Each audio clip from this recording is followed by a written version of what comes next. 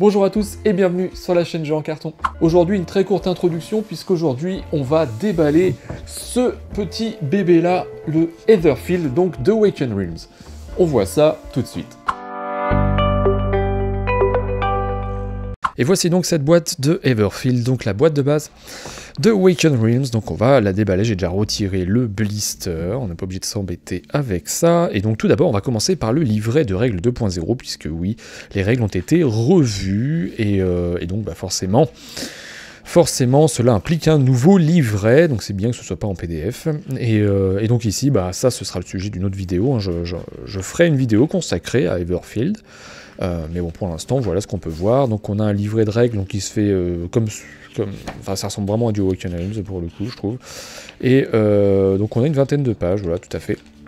Une vingtaine de pages, et à la fin, un index toujours très pratique pour pouvoir aller chercher les différents termes qui nous poseraient question pendant une partie notamment, pour éviter donc d'avoir à aller chiffonner ce livret de gauche à droite pour pouvoir trouver ce qui nous intéresse. Donc ce qui nous intéresse par contre aujourd'hui, c'est ça, la liste du matériel, évidemment. Donc ça, la liste du matériel, je vais la garder précieusement, puisque on va pouvoir appeler un chat grâce à ça. Donc qu'est-ce qu'on a tout d'abord? Ici on a les scripts secrets, donc évidemment qui dit secret dit spoil, j'imagine.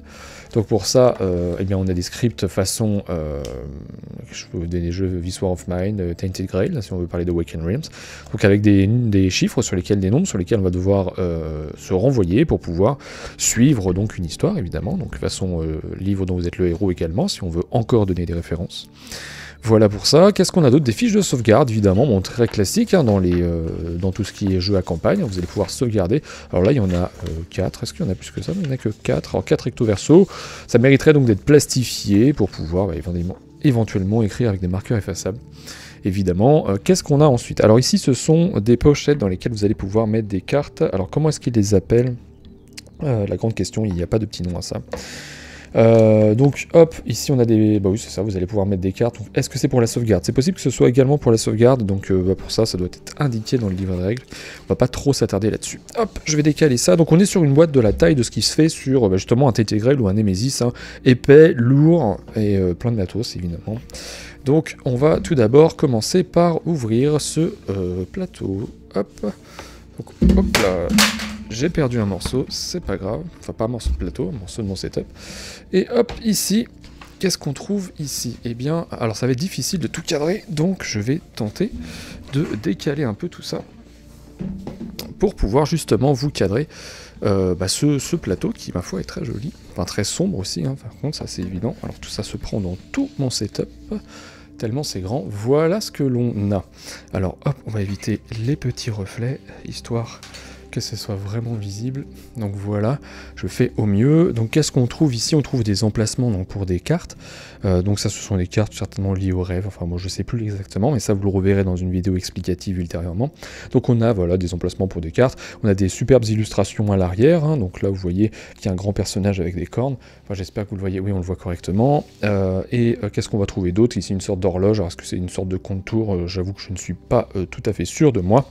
Et voilà en gros ce qu'il faut voir. Donc c'est très sombre, hein, ceci dit, mais forcément ça va être recouvert par de nombreux éléments qui viendront donc illustrer ce plateau qui est plutôt là pour son utilité que pour le thème. Enfin en tout cas c'est l'impression que ça me donne. Voilà pour ça. Je récupère mes morceaux de setup et puis ici voilà.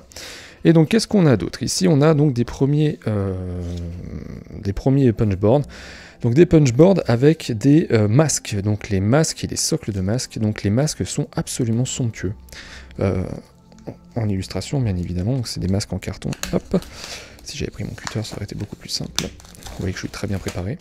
Et donc on se retrouve ici avec ces fameux punchboards. Donc ici vous avez des masques, donc vous avez des masques avec des noms dessus, donc là hop, on a le masque du calme, est-ce qu'on le voit correctement? Hop, le masque du calme ici. Je vais y arriver, voilà, le masque du calme, donc vous en avez plusieurs. On a le masque de la dévotion, donc vous voyez ils sont quand même assez grands, hein, ça prend la taille de ma main. Le masque de la dévotion, qu'est-ce qu'on va voir d'autre? Le masque de la haine, ici. Voilà, hop, le masque de la haine, est-ce qu'on le voit correctement? Oui, ici. On va avoir quoi d'autre? Je vais en faire quelques-uns comme ça, histoire que vous puissiez voir. Le masque du chaos, voilà. à quoi ça ressemble. Est-ce que j'y arrive? Voilà. Ici, et donc voilà, vous en avez une multitude, il y en a 14, donc ici on en a 6 là. On en a 1, 2, 3, 4, 5, 6 ici, plus 7 avec la peur ici, donc qui ressemble à une cage à oiseaux. Voilà pour ça, donc ça je vais le mettre de côté. Et on va poursuivre avec le reste des punchboards. Qu'est-ce qu'on a d'autre ici? Donc là on a les plateaux de rêveurs. Donc on a l'esprit rebelle, voilà. Hop, l'esprit rebelle, à quoi il ressemble. Donc chaque plateau a sa couleur et a son personnage en fait qui est illustré dessus. Là on a la flambeuse, hop, voilà, donc là plutôt sur un vert jaune. On a un dur à cuire ici, donc le dur à cuire, voilà à quoi il ressemble. Donc c'est pareil, c'est fond rouge cette fois-ci.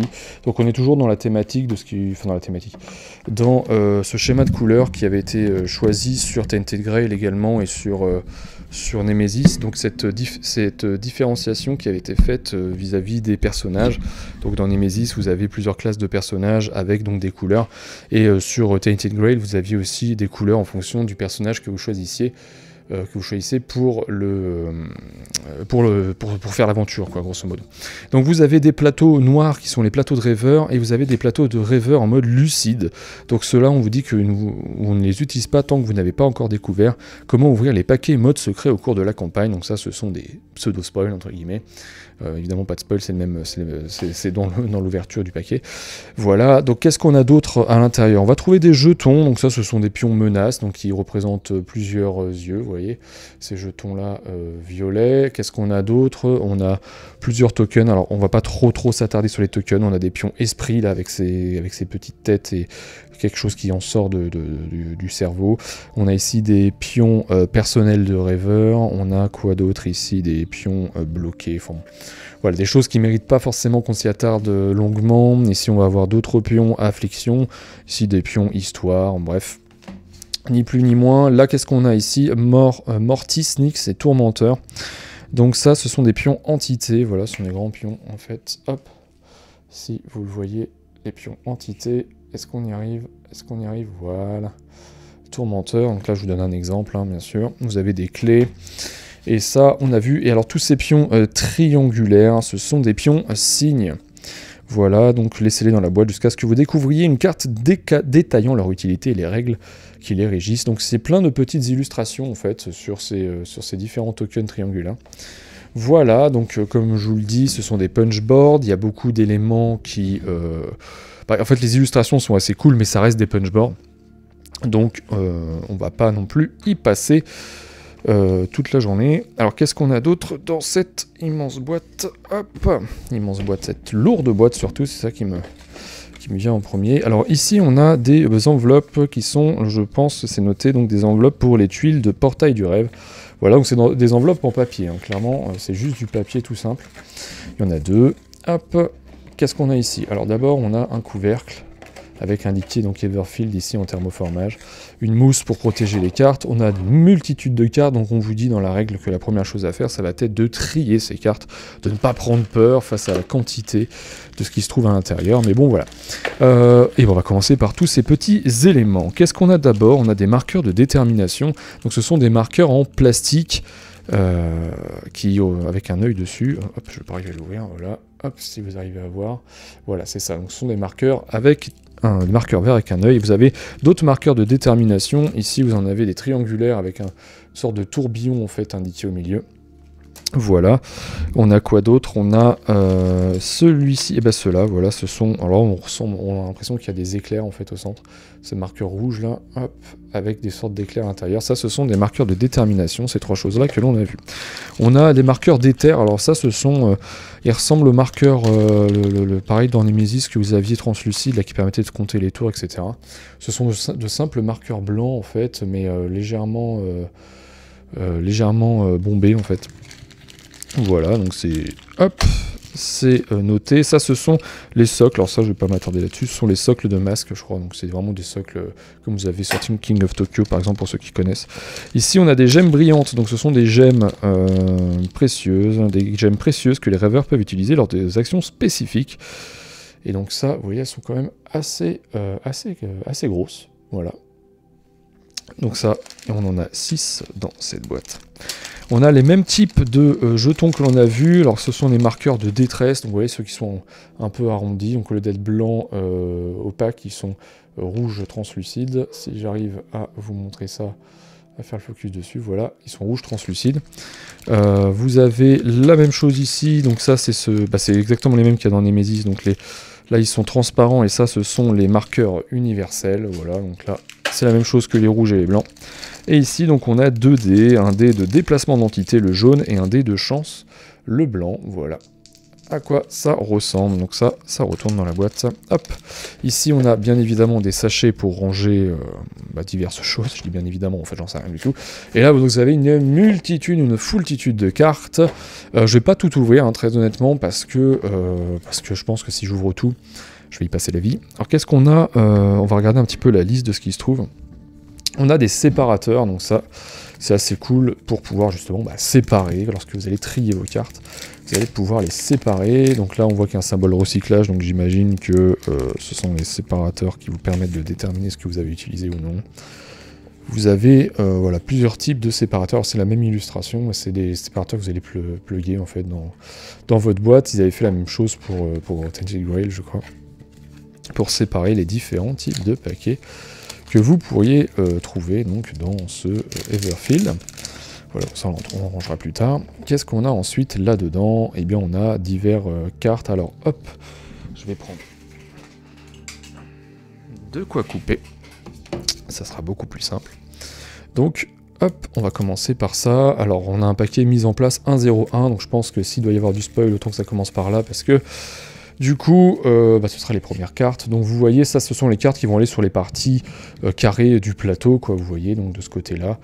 Eh bien on a des illustrations qui sont assez identiques, néanmoins, hop, si on part de ce côté-là, vous voyez que vous avez des différents lieux, des endroits où vous allez pouvoir vous rendre et réaliser diverses actions façon 7e continent. Vous allez pouvoir aller à certains endroits. Donc vous avez des illustrations qui sont vraiment très sympathiques. Voilà, je sais pas si on voit correctement. C'est vraiment des illustrations qui sont très sympathiques. Qu'est-ce qu'on dit ici? Portail vers le rêve avant le commencement. Donc évidemment, c'est un peu difficile de vous montrer tout ça sans vous spoiler. Mais bon, on va regarder très rapidement. Voilà, vous avez donc différents lieux et différentes bestioles. Voilà, des cafards par exemple ici. On voit qu'on a des choses qu'on va pouvoir rencontrer. Là, on est sur des dessins d'enfants. Donc on est vraiment sur le monde des rêves. Hein.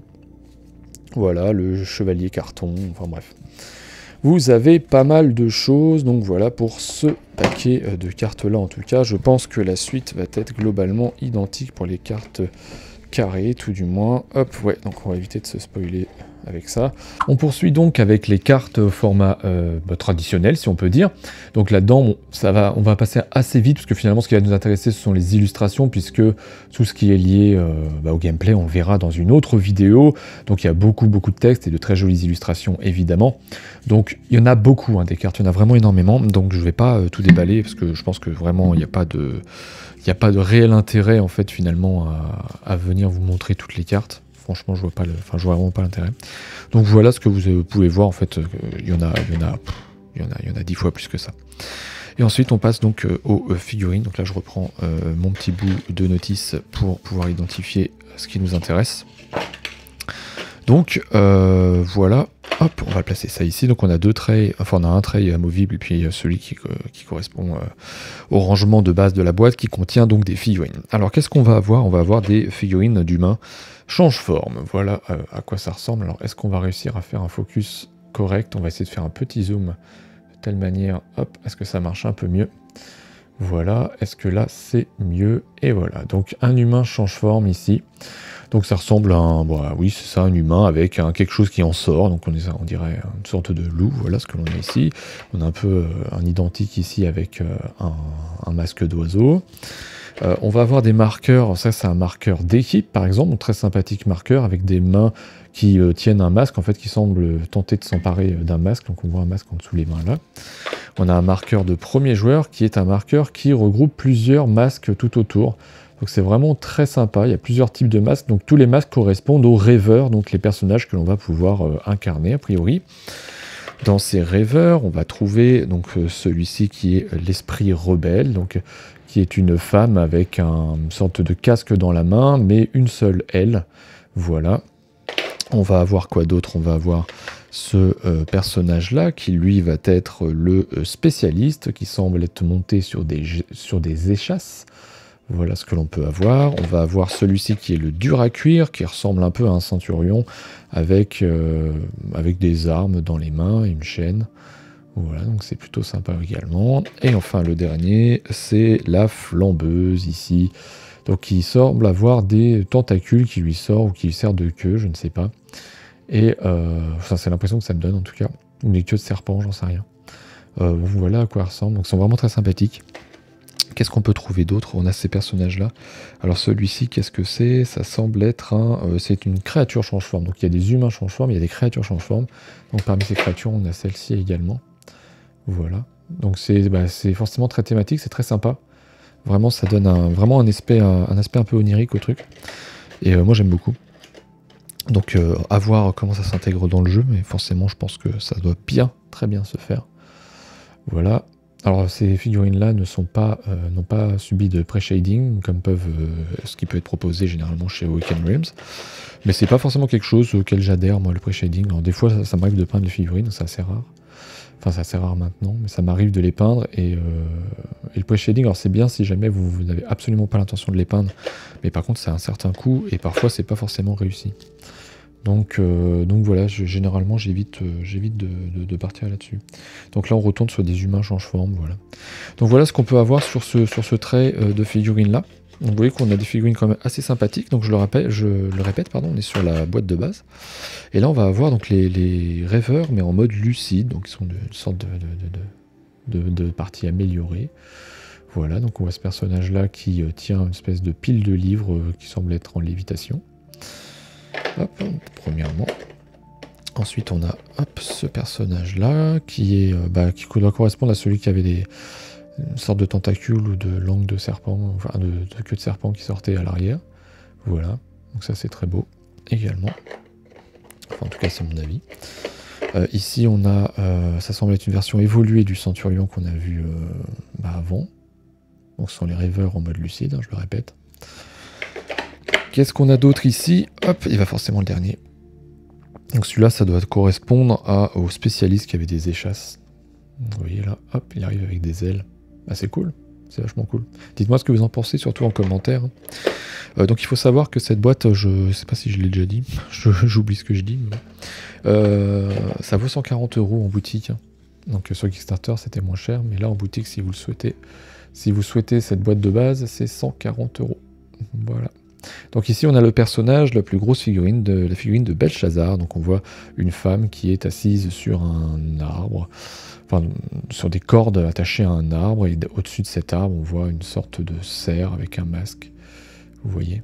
Donc c'est très très joli, à voir comment ça s'utilise également dans le jeu. Et voilà, on a fait le tour donc de cet unboxing de Everfield.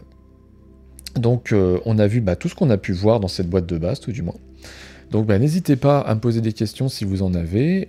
Laissez-moi un petit pouce bleu si vous avez apprécié cette vidéo. Et évidemment, si vous passez ici un petit peu par hasard, je vous invite très fortement à vous abonner. Ça me fait plaisir de voir que vous êtes de plus en plus nombreux sur cette chaîne et ça continue d'augmenter. Donc c'est vraiment cool. J'ai des très bons retours grâce à vous et pourvu que ça dure. Donc à tous, je vous souhaite une excellente journée, une excellente soirée. Je vous dis à très bientôt sur la chaîne Jeux en Carton, notamment pour une vidéo sur Everfield. À bientôt.